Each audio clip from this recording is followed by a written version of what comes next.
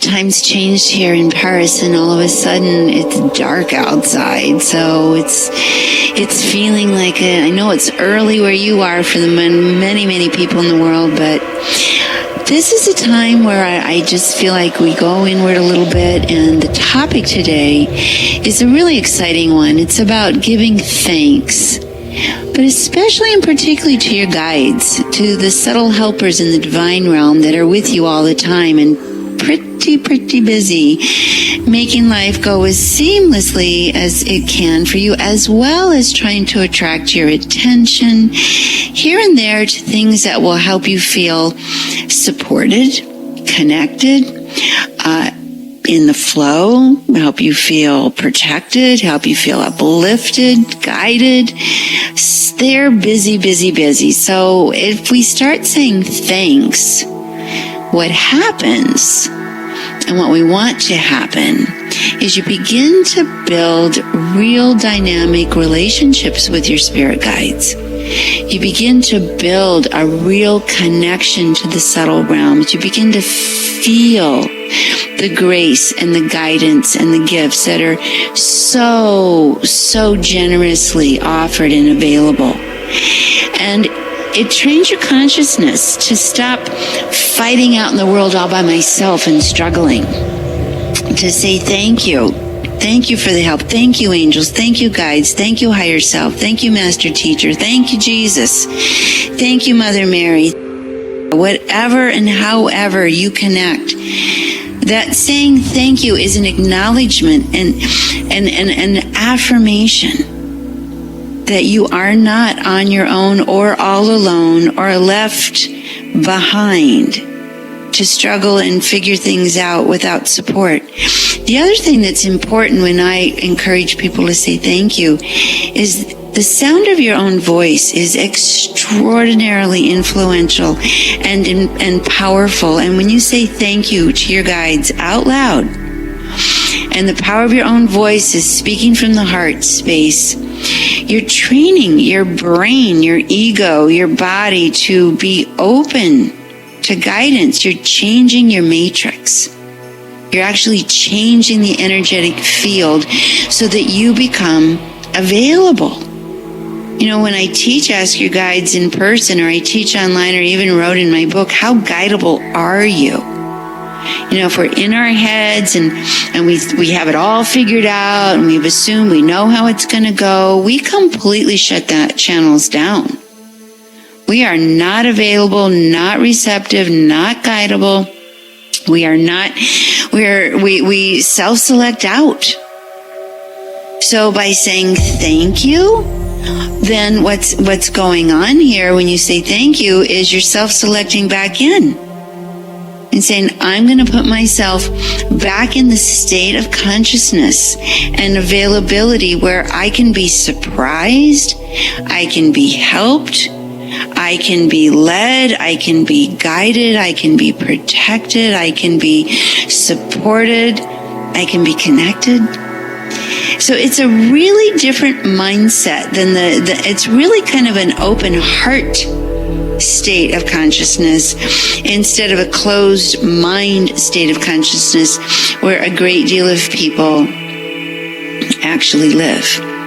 You know, it's interesting. I was talking yesterday, I did a Facebook Live yesterday morning about having an open heart. And I actually had some comments about how having an open heart is stupid and ignorant and vulnerable and the world's awful. And I thought, well, if your heart's closed and you're living in your head, you're sure going to have that experience. You are absolutely going to have the experience, because when you're in your head and in your intellect, it's a fight. You're not available to any benevolence. You're not available to any goodness, any support. You're only going to attract what your ego is expecting, which is trauma, drama, opposition, attack. So how guidable are you? And do you say thank you? And would you be curious? Would you be curious about what life would be like?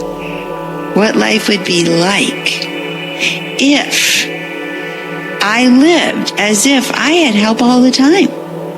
That's how I live. I I don't know that I'd be so confident or fearless or bold if I wasn't living with the absolute conviction and dynamic interaction and experience of being guided all the time. I feel my guides like my friends. And you can too. So that's what we're talking about. Saying thank you to your guides, changing the matrix, opening up to live a guided life. It's a lot nicer. Did you say thank you to your guides lately for anything, Rocco? Sometimes. I really feel them today. Well, we can feel them, but it's very different. We take it up a notch, exponentially take it up. A really expanded state when we actually talk to our guides out loud and say thank you. Oh, yeah. Well, sometimes I feel them coming in and I talk to them. And then sometimes it feels like, well, when you introduced me to, like, all these different guides I never knew existed, like joy guides, I was like, whoa. And there's this kind of, like, joy guide coming around. And it felt like sometimes when I, was around people and stuff, I would feel this kind of, like, energy. And then I'd feel like he would, or whatever the joy guide would talk through me, and it would be like, I'm aware of it and I'm interacting, but it seems like a lot of it was just the joy guide sitting there talking through me and people laughing. I don't know.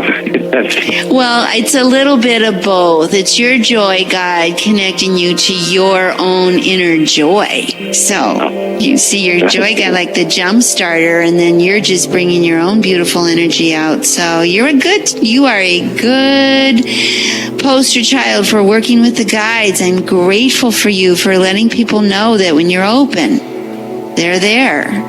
So what would you like to ask today, Rocco?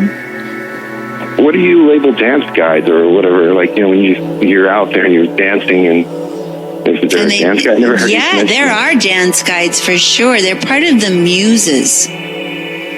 The energy, the guides that come in to amuse us, to bring us back. But also, what else when you're dancing? That is actually, when you feel that whoosh of energy, that is your own spirit becoming fully embodied. So that's your take, huh? And it's fabulous. That's why I stop and have my students dance throughout my workshops. Get you out of your heads. Back into your spirit, back into your body. And then the muses come to amuse you. Yeah, it's true. So I know it's like when I went to go to Emma's party, Emma, that saint, and she, like, her ashram is in Castro Valley, and she wasn't there, but, like, all her people and the guy that does the music. And I noticed when everything comes alive is when we start chanting and music is playing, and then you just start... Right, because you just abandoned the intellect and went into your heart and spirit. Yeah. Always, because dancing is when you actually have a direct experience of what I'm teaching. I can give you all the information, but when you actually surrender your ego, because that's what you have to do to dance, you have to give up control. You have to let a greater force than your ego move in and start to express through you, your natural divine self. And when you have that experience, then everything I'm talking about in terms of guides and support and energy, you feel it. You don't have to believe me. You're having your own connection. And that's my goal when I teach.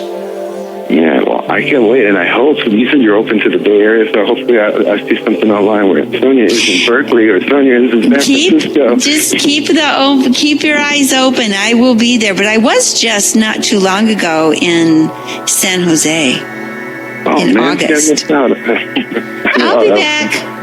I'll be back, Rocco. I was in San Jose not too long ago. It was fun. You keep singing, you keep dancing, you keep igniting the spirit. You be the joy guide, because guides use us too. Oh, I know. But I just want to do with some 6th century friends. I'm mostly with my friends that are like, what are you talking about, dude? You go home and listen to that. We're trying to hang out and we're talking about this weird stuff. They are still listening, even if it confuses their ego. So you carry on. We need to talk about our guides and our joy guides. And even if people go, what? They love it. Even if they say you're crazy.